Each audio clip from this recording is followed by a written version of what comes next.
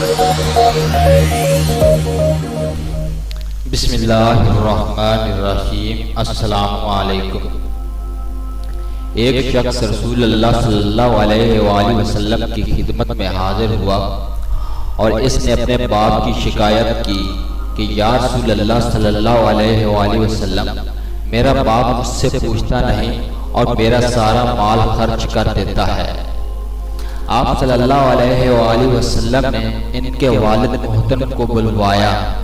جب ان کے والد کو پتہ چلا کہ میرے بیٹے نے رسول اللہ صلی اللہ علیہ وآلہ وسلم سے میری شکایت کی ہے تو دل میں رنجیدہ ہوئے اور رسول اللہ صلی اللہ علیہ وآلہ وسلم کی خدمت میں حاضری کے لیے چلے۔ چونکہ عرب کی گھٹی میں شاعری تھی تو راستے میں کچھ اشعار ذہن میں کہتے ہوئے پہنچے۔ ادھر بارگاہ رسالت میں پہنچنے سے پہلے حضرت جبرائیل آپ صلی اللہ علیہ وآلہ وسلم کی خدمت میں حاضر ہوئے اور فرمایا کہ اللہ سبحانہ و تعالیٰ نے فرمایا ہے کہ ان کا معاملہ بعد میں سنیے گا، پہلے وہ اشعار سنیے جو وہ سوچتے ہوئے آ رہے ہیں۔ جب وہ حاضر ہوئے تو آپ صلی اللہ علیہ وآلہ وسلم نے فرمایا کہ آپ کا مسئلہ بعد میں سنا جائے گا، پہلے وہ اشعار سنائیے جو آپ سوچتے ہوئے آئے ہیں۔ وہ مخلص صحابی تھے، یہ سن کر وہ رونے لگے کہ جو اشعار ابھی میری زبان سے ادا بھی نہیں ہوئے، میرے اپنے کانوں نے بھی ابھی نہیں سنے، آپ کے رب نے وہ بھی سن لیے اور آپ صلی اللہ علیہ وآلہ وسلم کو بتا بھی دیا۔ آپ صلی اللہ علیہ وآلہ وسلم نے فرمایا کہ وہ کیا اشعار تھے، ہمیں سنائیں۔ ان صحابی نے اشعار پڑھنا شروع کر دیے۔ آپ کو ان کا آسان ترجمہ بتانے کی کوشش کرتے ہیں، کیوں نہ کہ جو اشعار تھے اور جس اعلیٰ پائے کے تھے اور جو جذبات کی کیفیت تھی، ان کی صحیح ترجمانی اردو میں مشکل ہے۔ بہرحال اشعار کچھ اس طرح سے تھے کہ اے میرے بیٹے، جس دن تو پیدا ہوا ہماری محنت کے دن تبھی سے شروع ہو گئے تھے۔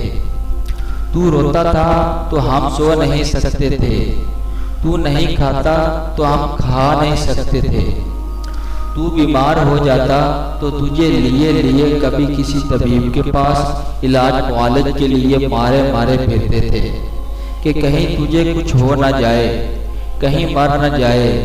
حالانکہ موت الگ چیز ہے اور بیماری الگ چیز ہے۔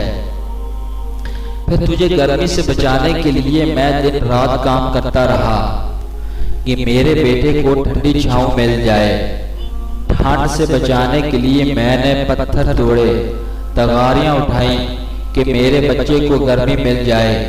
جو کمایا تیرے لیے، جو بچایا تیرے لیے، تیری جوانی کے خواب دیکھنے کے لیے میں نے دن رات اتنی محنت کی کہ اب میری ہڈیاں تک کمزور ہو گئی ہیں، لیکن تو کڑیل جوان ہو گیا ہے۔ پھر مجھ پر خزاں نے ڈیرے ڈال لیے، لیکن تجھ پر بہار آ گئی۔ میں جھک گیا، تو سیدھا ہو گیا۔ اب میری خواہش اور امید پوری ہوئی کہ اب تو ہرا بھرا ہو گیا ہے۔ چل اب زندگی کے آخری سانسیں تیری چھاؤں میں بیٹھ کر گزاروں گا۔ مگر یہ کیا، جوانی آتے ہی تیرے تیور بدل گئے، تیری آنکھیں ماتھے پر چڑھ گئے۔ تو ایسے بات کرتا ہے کہ جیسے میرا سینہ پھاڑ کر رکھ دیتا ہے۔ تو ایسے بات کرتا ہے کہ کوئی غلام سے بھی ایسے نہیں کرتا۔ پھر میں نے اپنی ساری زندگی کی محنت کو جھٹلا دیا کہ میں تیرا باپ نہیں، نوکر ہوں۔ نوکر کو بھی کوئی ایک وقت کی روٹی دے ہی دیتا ہے، تو نوکر سمجھ کر ہی مجھے روٹی دے دیا کر۔ یہ اشعار سناتے سناتے ان کی نظر اللہ کے رسول صلی اللہ علیہ وآلہ وسلم کے چہرے مبارک پر پڑی تو دیکھا کہ آپ صلی اللہ علیہ وآلہ وسلم اتنا روئے کہ آپ صلی اللہ علیہ وآلہ وسلم کی داڑھی مبارک تر ہو گئی۔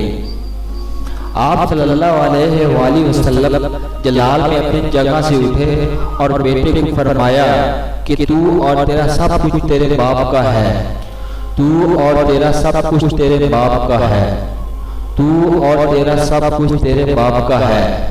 آخر میں عرض کرتا چلوں، ہمیں اپنے والدین اور بزرگوں کی رسپیکٹ کرنی چاہیے، کیوں نہ کہ انہوں نے جو ہمارے لیے کیا، ان کے احسان کا بدلہ ہم نہیں دے سکتے۔ ایک اکیلا باپ 4 بیٹوں کو سنبھال سکتا ہے، پال سکتا ہے، لیکن 4 بیٹے مل کر ایک باپ کو نہیں پال سکتے۔ لمحہ فکریہ۔ Thanks for watching this video. Please subscribe our channel for watching more videos.